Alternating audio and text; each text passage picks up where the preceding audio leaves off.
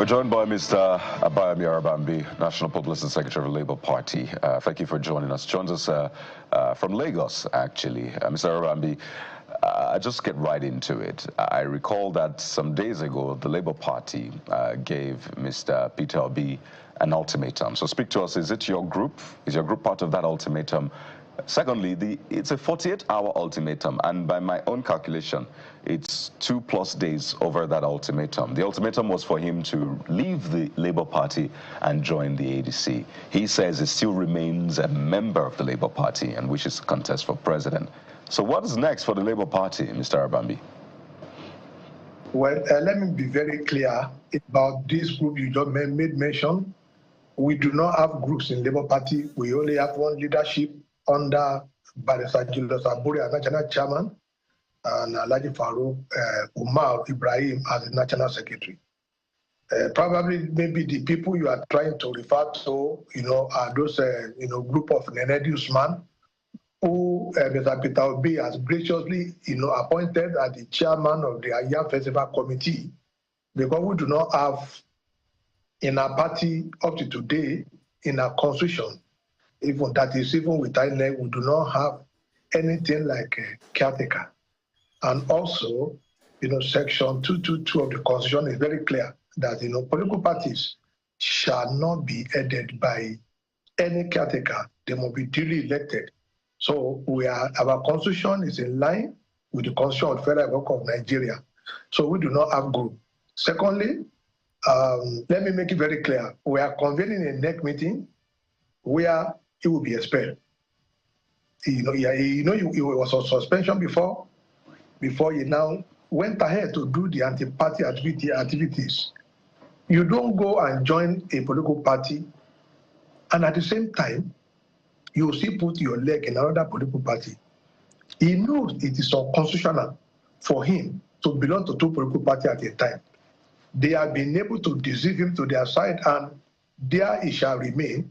So a NEC meeting is going to be called shortly, where Obi will be recommended for expulsion, and that will now be confirmed finally at our convention in line with our constitution and in line with most political party constitution. Because when you want to expel an individual who is a member of your party, but that is not doing things in tandem with your constitution, you go to NEC and you expel him and now recommend the final expulsion to the convention. So Obi will be expelled from our party. He's no more a member of our party. It is not within his right to tell us that I'm still a member of the Labour Party, and at the same time, he will not be obnobbing, with what we call, the Yahoo coalition.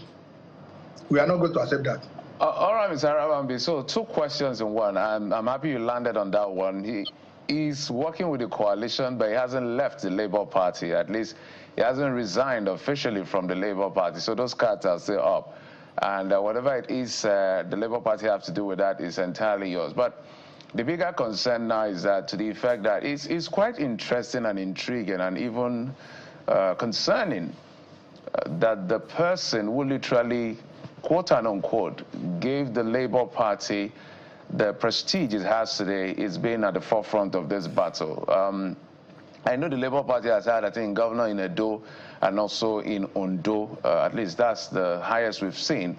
But in 2023, we saw an in-route to the national level that has never been seen before with our formidable structure.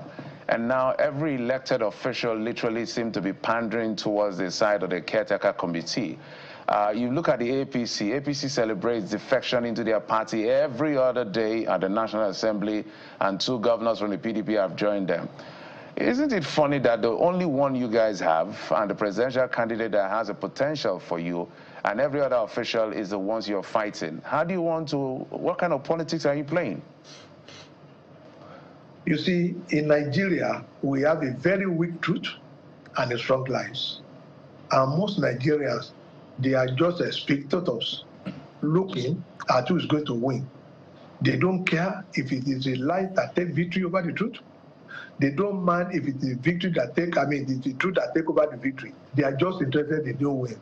And that will take me to Martin Luther King Jr. quote, when he said, is that our life begins to end the day we become silent on things that matters. I want to correct very wrong notion and impression about Labour Party. Obi did not make Labour Party.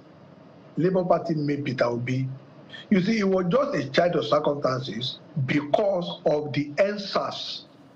The NSAS, protests. Nigerians were tired with the maladministration, the scandalous administration of former President Muhammadu Buhari.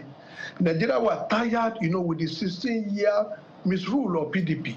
So the only viable option was between Labour Party and NNPP. But because Kwankwaso has also been part of the people who, made us sick and put us into the intensive care, and they have also, all of them now come together to be giving us some form of prescription for us to be healthy, was why most Nigerians, the youth, now decided to follow Labour Party. Because we have had a governor in this country before when Obi was, but just where he was doing the business. So the question of the man that gave us, Labour Party name, and, all those political noise is Peter Obi. If it is so, when we gave him 48 hours ultimatum, the day he defected to the ADC, why did he now, turn back to say, oh, I'm still a member of Labour Party? If indeed Peter Obi was the one that made Labour Party what we are today, then they can go and try it in any other political party. I am telling you, if 7 presidential candidates round, Obi will come distance 6 or 7. It was because of our own integrity as a political party. That was what gave Obi what he is today. So for us, we are not banking on that. He's the one who should bank, on our own goodwill, and not all banking on his own goodwill. He started the crisis in Labour Party. I was on your station, and I must give you people, a very good commendation. I was on your station when I said he was trying to southernize our party. But you have seen it today, and that was why if Obi will fight Apapa and my uncle said, if Obi will fight Julius Abure and Laji Farouk Lawan, then it means Obi is not fit to lead any political party. He's not fit. Because who are the people you are going to call your friends? Who are the people you are going to call your allies?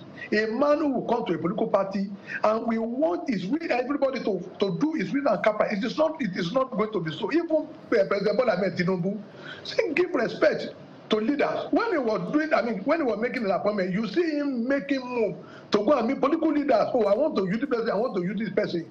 That was a man who knows it all. Not Mr. Peter Obi, who would just come and now, all the injured players, he came with from PDP. There were the people you want to lord over us, and that was the genesis of the whole crisis. You come and said, oh, you want the executive at all level to be dissolved. For what reason? For who? For Aisha Yusufu?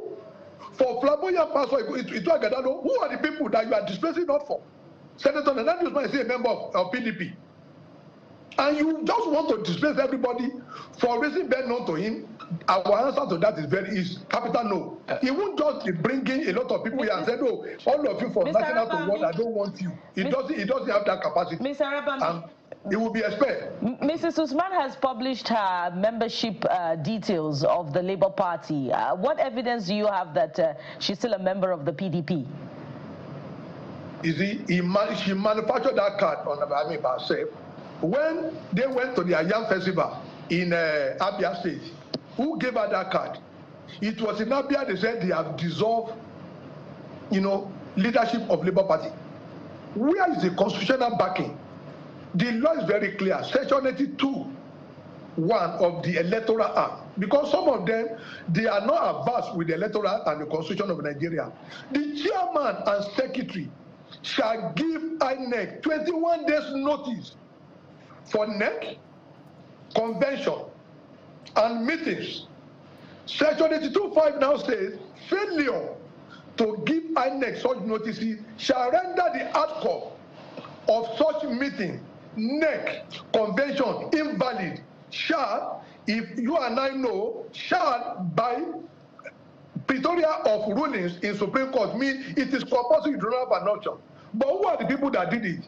Obi and His Excellency, Governor Lesotho. They were the convener. They are not the chairman and secretary.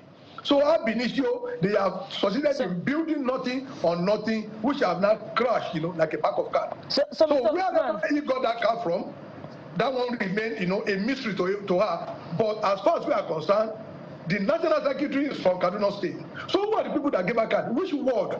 It is just a chairman of PDP who went and manufactured, a membership card for her, and they now give it to her. And that was why you see them tilting toward Atiku, of the People Democratic Party, and Rotimi Amechi, of the APC. All of them decided to come together, thinking that Nigeria can be deceived, to think they have a better future for Nigeria. All right, that's an automatic right of reply for Mrs. Usman, to counter the claim that you have made about her membership card. But here's what the statement that the Usman faction has put out concerning your position about Mr. Obi's membership status. They're saying the individuals claiming to have issued an ultimatum to Mr. Peter Obi are political jesters with no legitimate standing in the Labour Party. They are neither recognized by the party nor by the law, having been sacked by the Supreme Court of Nigeria. Now, if Mr. Peter Obi decides to identify fully with the ADC, because he said that he's still in the Labour Party, but the ADC is still in the works and is still taking shape, is working with them, and he takes this particular group along with him to join the ADC, some would say that that would form the end of the Labour Party, so to speak. How do you respond? You see, it is somehow very funny that people who come on air, and now be defending the indefensible. Supreme Court said, issue of leadership is not justiciable. They don't seem to understand that, rather, the Nenadi PDP group and even their lawyers, they have been economical with the truth. And I think at this juncture, most of those their lawyers need to be sanctioned by the NBA. When you go before my Lord, before the Supreme Court, and they said, we declare jurisdiction. They don't even understand what jurisdiction means. That I do not have the right to hear this matter because it is not justiciable.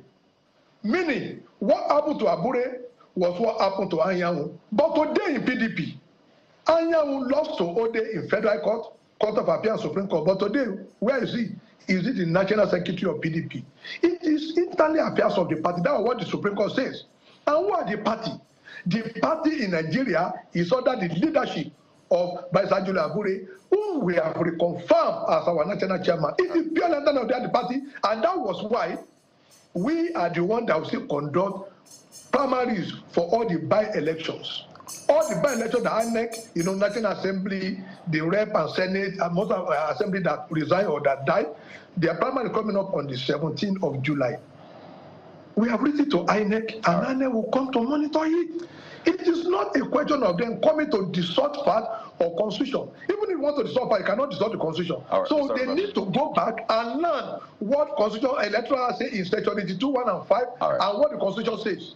Okay. So for us, Labour Party is not going to die because Labour Party was alive when Obi came. We gave him, the victory that he has. It wasn't him. And like I said, if he thinks is the best for us, and Labour Party will be nothing, when we expel him, let him go and try his luck in APC, which I know.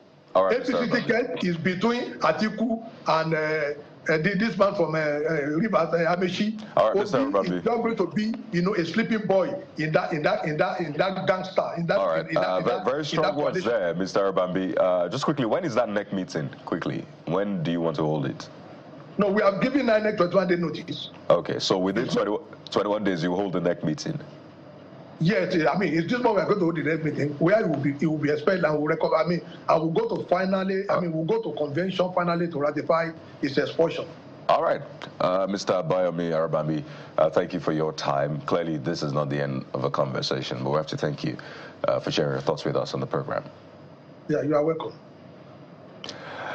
Well, we'll take a quick break now, and when we return, the BRICS relationship with Nigeria. What's in it for us? The pros, the cons, and now that President Trump has been speaking, well, we'll get to find out really what is in it for Nigeria in a moment, so please stay with us.